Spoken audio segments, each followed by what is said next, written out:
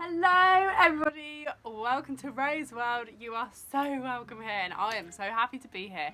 We've just got water today because it's blimmin' boiling in England. I haven't uploaded a video in like 4 weeks because I've been away and just a lot of things going on that clash in my usual YouTube time, and I've really missed it, and I'm so happy to finally be sitting down with you today. I want to share a little bit of my story with you guys. First of all, I want to apologise for the sound on my videos recently. I know it's been like the sound's been really bad. I am looking into investing into a proper mic, so don't you worry. But today, I want to share a testimony. I want to share a miracle with you, something that God has done that is amazing, and I want to tell people about it, and especially if you struggle with this area, there is hope for you. My breakthrough is your breakthrough. What God does for me, He can also do for you. And do you know what? If I'm being honest, guys, this testimony or this story or this struggle is actually kind of embarrassing because I struggled with being scared at night time for years. From a very young age, I just really felt scared when I went to bed. I felt scared that there were demons in the room. I got scared that something was gonna attack me. I got scared of spiritual warfare. I got scared. I just felt like something was in the room all the time, and I was just really, really frightened. I also played the Ouija board when I was 16. I noticed a big difference in my life. Like, I just felt a lot of darkness come into my life after playing the Ouija board. And if you haven't seen my video where I talk about that, I will link that down below if you would like to watch that video. And after playing the Ouija board, I did enter into a season of in my bedroom at night. I went through spiritual warfare, spiritual attacks, nightmares. I saw things. I had a lot of experiences. It was actually traumatic for me. And then I came out of that season, but the trauma was still there and the fear trigger was still there. So this is probably ongoing for years. Came back to Jesus, still had to deal with this trigger. And what I mean by trigger, like, I would step into my bedroom, even when like I stopped having spiritual attacks and things like that at night. I would still have nightmares every now and again, but I would walk into my room and it would be a trigger, and straight away I'd walk in and the fear would just consume me, and I would be super scared about going to bed. I would keep music on, I would keep the lamp on. I would actually procrastinate going to sleep because I was so scared. And then when I finally did start going to sleep, my thoughts were just going crazy, and I would just like imagine something tugging on my foot. I'd be so scared there was going to be a spiritual attack, and I had to fight this trigger. It was the bane of my freaking life. And there were times where I would be up at like 3-4 in the morning and I would cry because I would be like, I'm so tired, I just want to go to sleep, I don't want to be scared anymore. I was just so frightened, guys, and I dealt with this for years.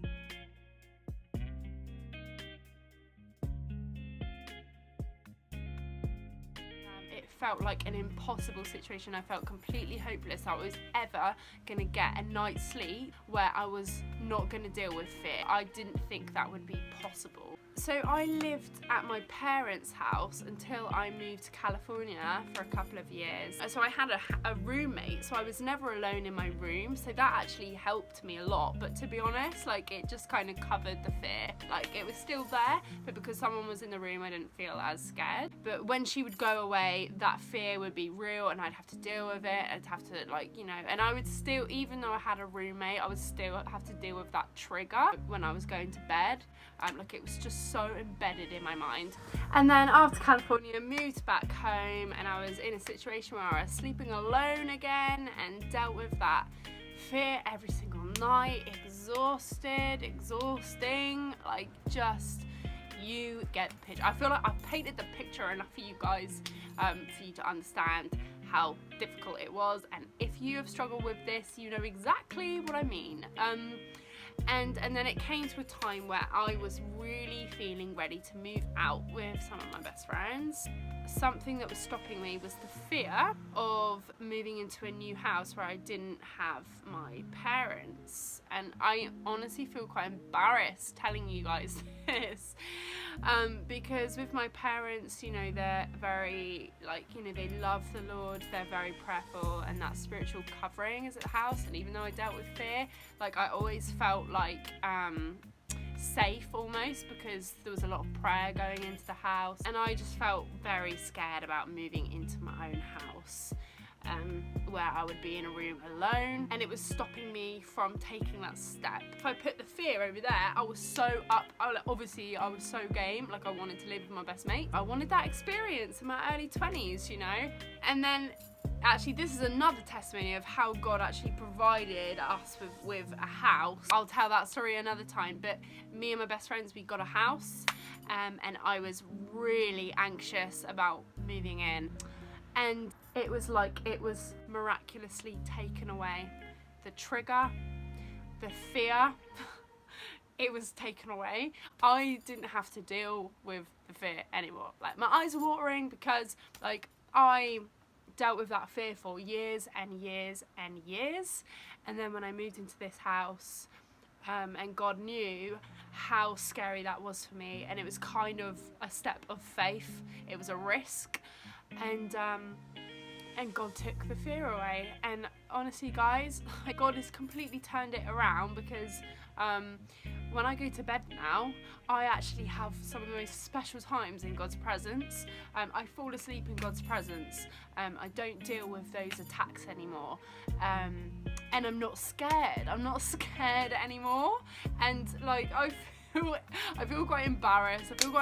But honestly, like, I have to tell this story because I know there are people out there that have dealt with this fear. I don't know why I had to deal with that for so many years, and then suddenly God took that away. You know, in your head you kind of think, God, why couldn't you have done that sooner? Why did I have to wait?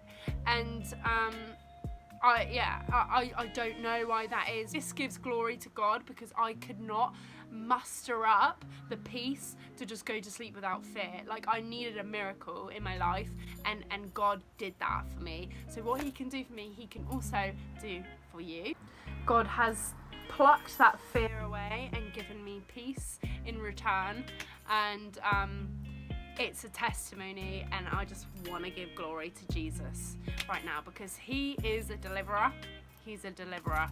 That's what the word says, and that's what he does. And I want to read Psalm 91. So if you struggle with this fear, I want to pray for you right now that God will do the same for you. And I want to also read Psalm 91 over you, because if you're going through this and you don't have immediate breakthrough, read this verse for comfort, and actually just trust and believe that God can take this fear away, because he can. He does, and he will. So I'm going to read this, Psalm 91, verse 4. He will cover you with his feathers, and under his wings you will find refuge. His faithfulness will be your shield and rampart, and you will not fear the terror of the night. And then verse 9, if you say, the Lord is my refuge, and you make the Most High your dwelling, no harm will overtake you, no disaster will come near your tent, for he will command his angels concerning you to guard you in all your ways, and will lift you up in their hands, so you will not strike your foot against the stone. So basically, God completely covers you. And remember, like, the demonic is real, and I feel like there's a lot of hype about spiritual warfare and the demonic. Sometimes if you're a Christian, you'll get what I mean. But I want to remind you that the opposite of the devil is not God. God is more powerful than anything in this world, and he is literally light. Darkness cannot stand near the light, and God is literally the light. Jesus is the light of the world, and he lives in your heart, so nothing can touch you. So meditate on these verses, and if you've got any testimonies or anything, please do not hesitate to contact me. The best way to contact me is on Instagram. If you just send me a message, I'd always love hearing from you guys. But so that's it today. That is it. guys, have a fantastic day. Mwah. Love you guys.